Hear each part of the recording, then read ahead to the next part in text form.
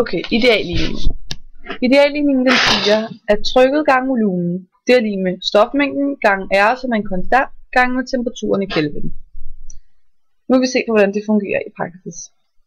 Her har vi en pumpe, som pumper partikler ind i vores beholder. Til vores beholder har vi temperaturen, som vi kan aflæse her, trykket, som vi kan aflæse her, og vi kan ændre volumen ved hjælp af harmanden her. Og hvis trykket bliver for stort her, så åbner låget så her. Det vi vil starte med, det er, at vi vil pumpe nogle partikler ind. Okay, og der kan vi så se, at det der sker, det er, at trykket stiger og temperaturen stiger. Trykket stiger, fordi at der lige pludselig bliver mere pres på inde i beholderen. Men på den måde, at molekyltætheden den bliver større. Temperaturen stiger, fordi der kommer bevægelse.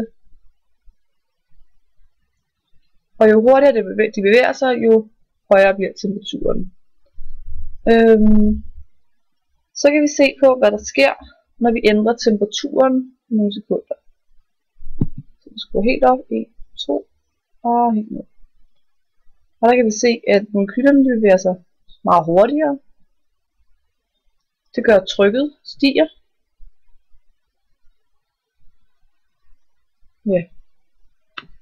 Og så kan vi så til sidst se på, hvad der sker, når vi gør volumen af beholderen mindre.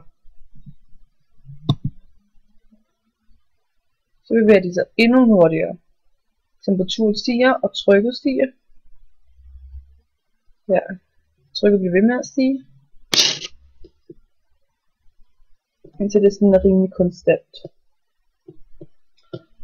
Og det der så sker, når vi så pumper flere partikler ind og gør molekyltætheden endnu større, det er, at trykket bliver ved med at stige og stige, indtil trykket bliver for stort,